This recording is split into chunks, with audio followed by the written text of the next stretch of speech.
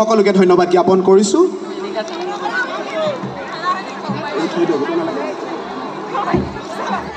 মই আমাৰ 13 নং ডিব্ৰুগড় লোকসভা সমষ্টিৰ সন্মানীয় প্ৰাৰ্থী সৰ্বানন্দ সোণোৱাল ডাঙৰীয়াৰ হৈ এই নিৰ্বাচনী প্ৰচাৰ সভাত আদৰণি ভাষণ আগবঢ়াবলৈ আমাৰ সকলোৰে আদৰৰ সন্মানীয় বিধায়ক ডিগবৈ সমষ্টিৰ জনপ্ৰিয় সুৰেণ ফুকন মহোদয়ক আদৰণি ভাষণ আগবঢ়াবলৈ অনুৰোধ জনাইছোঁ।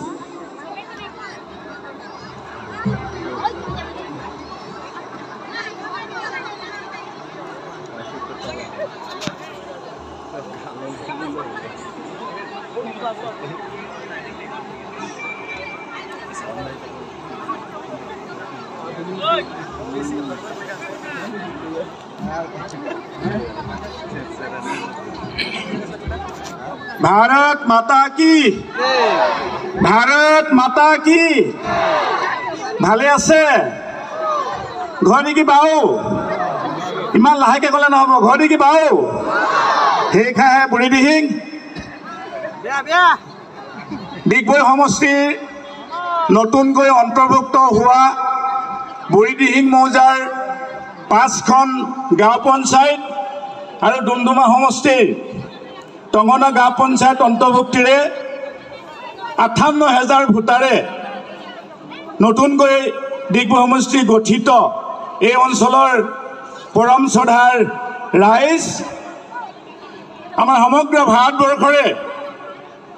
অতি জনপ্ৰিয় তথা দক্ষ আৰু আমাৰ অতি মৰমৰ মুখ্যমন্ত্ৰী ডক্টৰ হিমন্ত বিশ্ব শৰ্মা ডাঙৰীয়া ভাৰত চৰকাৰৰ কেন্দ্ৰীয় ৰাজ্যিক মন্ত্ৰী আমাৰ সকলোৰে মৰমৰ সকলোৰে আদৰৰ ৰামেশ্বৰ তেলী ডাঙৰীয়া মোৰ সতীৰ্থ বিধায়ক মাৰ্ঘেৰিটা সমষ্টিৰ সন্মানীয় ভাস্কৰ শৰ্মা ডাঙৰীয়া ইয়াত উপস্থিত থকা মৰাণ অটোনমাছ কাউন্সিলৰ আমাৰ চিফ অৰুণজ্যোতি মৰাণ ডাঙৰীয়া আমাৰ অসম গণ পৰিষদ দলৰ কেন্দ্ৰীয় সমিতিৰ উপসভাপতি দিগন্ত শইকীয়া ডাঙৰীয়া ইয়াত উপস্থিত থকা 3টা মণ্ডলৰ সভাপতি সম্পাদকসকল আমাৰ ইয়াৰ অবজাৰ্ভাৰ সমষ্টিৰ অবজাৰ্ভাৰ আমাৰ সন্মানীয় শিৱজী দুবে ডাঙৰীয়া জিলা সমিতিৰ সাধাৰণ সম্পাদক DC ৰয় ডাঙৰীয়া পৰম শ্ৰদ্ধাৰ ৰাইজ সাংবাদিক বন্ধুসকল আৰু বিভিন্ন জাতি জনগোষ্ঠীৰ আমাৰ কালচাৰ টিমসকল আৰু ইয়াত উপস্থিত থকা ধৰ্মপ্ৰাণ ৰাইজ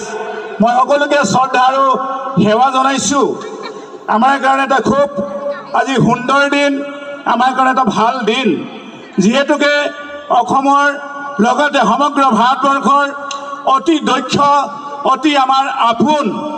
দুখীয়া নিচলা অকৰা অজলা অশিক্ষিত শিক্ষিতৰ কাৰণে আমাৰ ভগৱান স্বৰূপ আমাৰ অন্নদাতা আমাৰ সকলোৰে প্ৰিয় মুখ্যমন্ত্ৰী ডক্টৰ হিমন্ত বিশ্ব শৰ্মা ডাঙৰীয়াই আমাৰ এই বুঢ়ী দিহিং মৌজাৰ অতি পাছপৰা অঞ্চলটোত তেখেতে পদাৰ্পণ কৰাৰ কাৰণে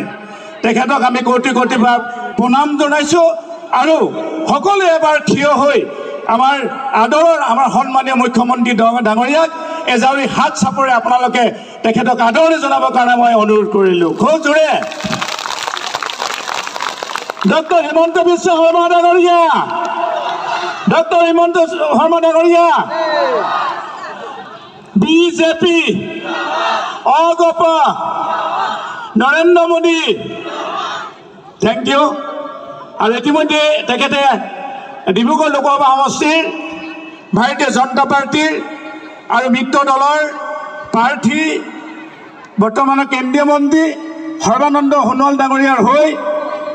বিভিন্ন অঞ্চলত তেখেতে প্ৰচাৰ চলাবলৈ আহিছে আৰু এইখন প্ৰথম সভা আমাৰ আজি তেখেতৰ 3খন সভা আছে আৰু আমি মুখ্যমন্ত্ৰী ডাঙৰীয়াক মই এই অঞ্চলৰ কথা ৰাইজৰ মনৰ কথা আপোনালোকৰ সমস্যাৰ কথা মই লগ পালে তেখেতক কৈ থাকোঁ আৰু সেই এই অঞ্চললৈ বৰ্তমান সমষ্টি নিৰ্ধাৰণ হোৱাৰ পাছত ইতিমধ্যে মই প্ৰায় 36 বাৰমান আহিছোঁ মাৰ্ঘেৰিটা সমষ্টিটো যথেষ্ট ডাঙৰ আছিল আৰু ইতিমধ্যে ডিগবৈ সমষ্টিটোত আপোনালোকৰ 6খন পঞ্চায়ত অন্তৰ্ভুক্ত হৈছে গতিকে আপোনালোকৰ মনৰ কথা সমস্যাখিনি কথা কৈছোঁ সেয়ে আমাৰ মুখ্যমন্ত্ৰী ডাঙৰীয়াই ইতিমধ্যে এই অঞ্চলৰ কাৰণে সৰুকৈ হ'লেও যদিও মই এই অঞ্চলৰ আনুষ্ঠানিকভাৱে এতিয়াও বিধায়ক নহয় ইতিমধ্যে প্ৰায় 20 কোটি টকা আমাক অনুদান দিছে আৰু ইতিমধ্যে আটাইকেইখন পঞ্চায়তত পথ পকী পথৰ কাৰণে ইতিমধ্যে কাম আৰম্ভ হৈছে প্ৰায় 1.5 কোটিতকৈ অধিক টকা আমি আমাৰ পবিত্ৰ নামঘৰ গীৰ্জা মন্দিৰৰ কাৰণে আমি মোকলাই দিছোঁ তাৰ উপৰিও আমি এই অঞ্চলৰ নিবনুৱা যুৱক যুৱতীয়ে মেধাৰ ভিত্তিত এই অঞ্চলৰ বহু যুৱক যুৱতীয়ে ইতিমধ্যে চাকৰি পাইছে আৰু তাৰ কাৰকে হ'ল আমাৰ মাননীয় মুখ্যমন্ত্ৰী ডাঙৰীয়াৰ তেওঁ সবল নেতৃত্বৰ কাৰণে গতিকে খুব দীঘলীয়া মই কৰিব বিচৰা নাই আৰু এই অঞ্চলত আমাৰ ৰামেশ্বৰ তেলী ডাঙৰীয়াও যথেষ্ট কাম কৰিছে তেখেতৰ লগত মই কেইবাবাৰো আহিছোঁ আগত গতিকে ইতিমধ্যে মাননীয় মুখ্যমন্ত্ৰী ডাঙৰীয়াই গোটেই কথাখিনি তেখেতৰ বক্তব্যত আগবঢ়াব গতিকে আমাৰ কথা হ'ল আমি তৃতীয়বাৰৰ কাৰণে ভাৰতবৰ্ষৰ প্ৰধানমন্ত্ৰী নৰেন্দ্ৰ মোদী ডাঙৰীয়াক আমি পুনৰ প্ৰধানমন্ত্ৰী আসনত অধিষ্ঠিত কৰিব বিচাৰিছোঁ সেয়ে আমি অসমৰ 14টা লোকসভা সমষ্টিৰ ভিতৰত আমি মুখ্যমন্ত্ৰী ডাঙৰীয়াৰ নেতৃত্বত অতি কমেও 12টা লোকসভাৰ সমষ্টিৰ আমি সাংসদক আমি ইয়াৰ পৰা নিৰ্বাচিত কৰি পঠাম তেখেতৰ বুদ্ধিমত্তা আৰু তেখেতৰ সবল নেতৃত্বৰ কাৰণে তাৰ কাৰণে আপোনালোকে এজাৰি জোৰে হাত চাপৰি বজালে ভাল পাম গতিকে সময়তকৈ আগত তেখেতে আহিছে গতিকে আমি তেখেতক ধন্যবাদ দিছোঁ আৰু অহা দিনবিলাকত নিশ্চয় আপোনালোকৰ মনৰ কথা আপোনালোকৰ সমস্যাখিনিক ক'ব গতিকে মই তেখেতক এই কথাখিনি আগেও কৈছোঁ মই কৈছোঁ আজিও কৈছোঁ গতিকে তেখেতে দীঘলীয়াকৈ বক্তব্য ৰাখিব ইয়াৰ আগে আমাৰ সাংসদ আৰু আমাৰ কেন্দ্ৰীয় ৰাজ্যিক মন্ত্ৰী ৰামেশ্বৰ তেলী ডাঙৰীয়াই কথাখিনি ক'ব গতিকে এই পথটোৰ যিটো আছামমালা পথ ইতিমধ্যে এটা ৰাস্তা পথ নিৰ্মাণ হৈ আছে আৰু বহু আমাৰ যিসকল আমাৰ ইয়াত মাটি গৈছে কিছু ম্যাদী মাটি গৈছে তেখেতসকলে ইতিমধ্যে তেওঁলোকে ক্ষতিপূৰণ পাইছে আৰু যিসকলৰ চৰকাৰী বা আমাৰ বেংক একাউণ্টৰ ইফাল ইফাল হৈ আছে কাৰোবাৰ প্ৰত্যেকৰ নামত বেংক একাউণ্ট হৈছে কিন্তু মাটি টুকুৰা দেউতাকৰ নামত আছে কোনোবা দেউতাকৰ নামত বেংক একাউণ্ট আছে কাৰোবাৰ প্ৰত্যেকৰ নামত আছে কিছু খেলি মেলিৰ কাৰণে জিলা প্ৰশাসনে এই কামখিনি কৰাত কিছু পলম হৈছে নিশ্চয় হ'ব ইতিমধ্যে উপায়ুক্ত ডাঙৰীয়াৰ লগত এই কথাখিনি সুন্দৰভাৱে আমি কথা পাতিছোঁ আৰু মুখ্যমন্ত্ৰী ডাঙৰীয়াও কৈছে প্ৰত্যেকটো পইচাই আপোনালোকে পাব এই কথাখিনি মুখ্যমন্ত্ৰী ডাঙৰীয়াই ক'ব নিশ্চয় আৰু মই আপোনালোকৰ মাজত আছোঁ ভাস্কৰ শৰ্মা ডাঙৰীয়া ইয়াত আছে গতিকে অহা দিনবিলাকত আপোনালোকৰ হৈয়ে কাম কৰিম আৰু প্ৰতিটো জাতি জনগোষ্ঠী আমাৰ খিলঞ্জীয়া ইয়াত ভূমিপুত্ৰসকল বিশেষকৈ ইয়াত বসবাসকাৰী আৰু সকলো কাৰণে আজি